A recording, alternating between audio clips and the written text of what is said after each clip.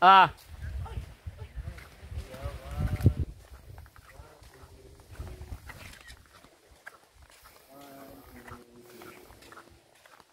Ah.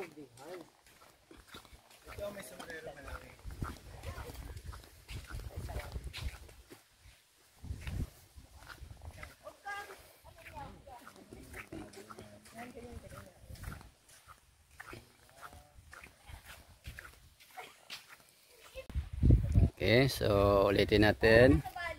May mga maganda silang cottages, oh. Okay. Ayan.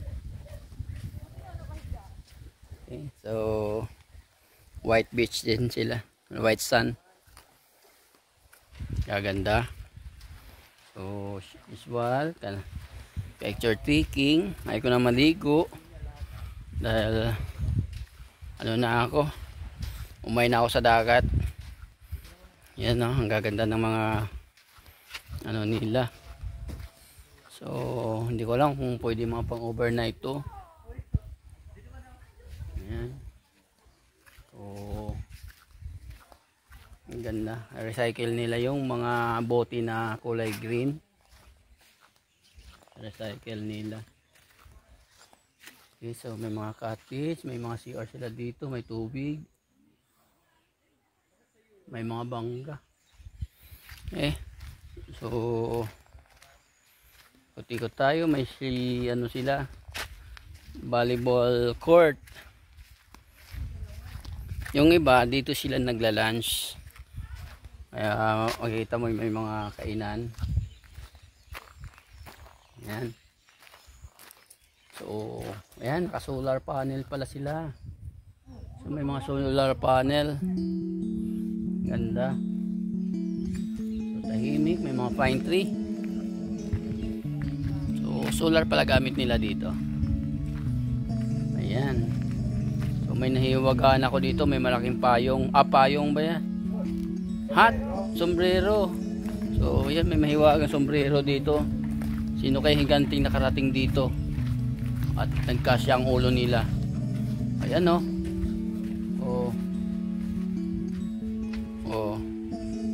Sobrang laking ayan. So siyempre hindi pwedeng hindi ko aakitin to kanila mga ano, bahay-bahay kubo. Nakalak ata. Ay, hindi nakalak. May seat.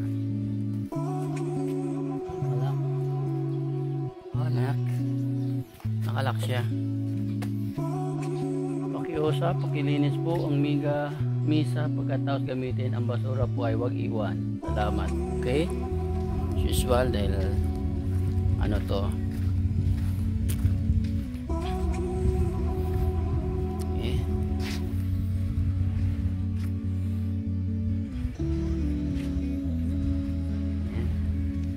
So dito from Coron is almost 2 hours ang biyahe ng bangka.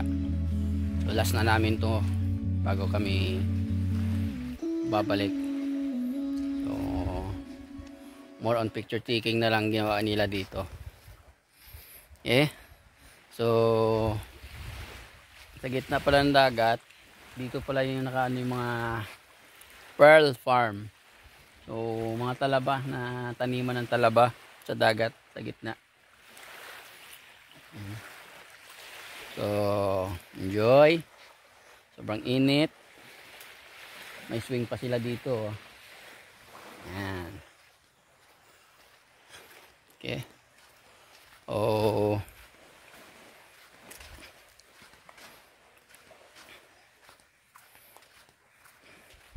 Diba? So relax.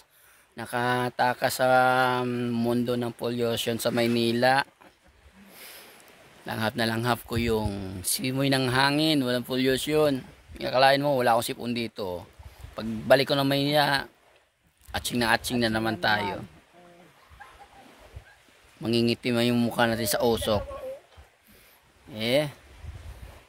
So enjoy. Mamaya challenge ko sarili ko sa Inglesan dito. Tingnan natin kung hanggang saan yung dila ko. Saan si sir?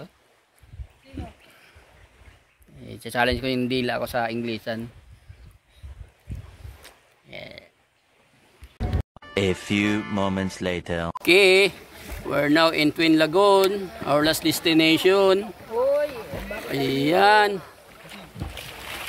So, makikita natin medyo low tide, kaya nakakapasok tayo dun sa kanilang ano. Okay, so umikot-ikot tayo dahil yung ating taga-timon di alam. Sige nga. Oo. Oh, ano na? Yan. So, makikita mo yung mga rock formation, parang pinaghiwa-hiwa ni ano, King Kong. Ayan no. So parang may mga pinagdaanan ng espada. Ayan no. So pinag-awayan ata to ng dalawang higante. Ayan, tabi po. Tabi-tabi. Ayan, so ang ganda. Pag malalim hindi makaano. So, ang level ng tubig pag high tide, ayan, so makikita mo yung ano niya, gohet. So, ayan. Napakaganda. Walang araw, kaya napakasarap ang panahon. Mag, okay. So, ayan. Mamaya mag-video tayo paano tayo dumaan dito sa Twin Lagoon. Di ba kami tao? Sige. Tao nga man. Oop! Uy. Ayan. Oop! Okay, excuse me. Pwede na. Uy! Uy! Wala. Wala. Sorry. Ayan. Sorry. O, nag-ikot na naman tayo. Sige, okay lang yan. Dito lang naman tayo. Ikot-ikot eh. Tumitingin. Okay lang yan. Sagwan. Ayan o, yung sagwan. Tingnan mo paano magsagwan to sa likod. Mga pasahero mo may Yan. Okay. So, balik tayo rin yung camera ha. Okay, agad.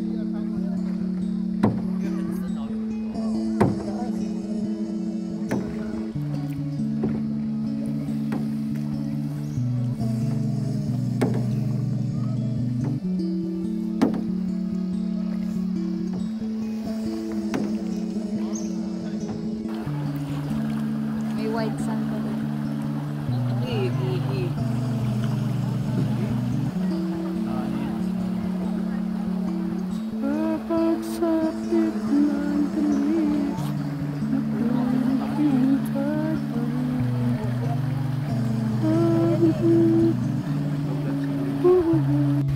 Okay.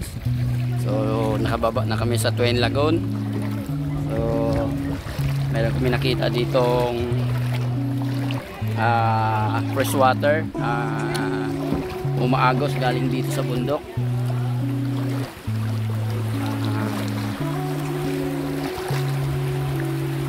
Ayan. So, malamig oh. Sobrang lamig. Ito yung galing sa bundok pupunta sa dagat. Ano? So, ang ganda. Hindi mo alam kung saan galing oh, kasi bundok siya eh.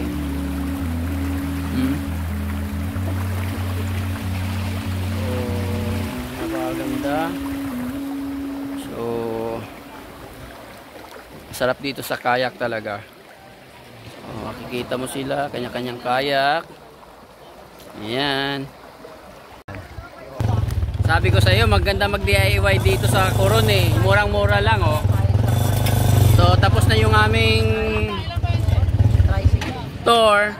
So, balik na ulit kami sa aming hotel with matching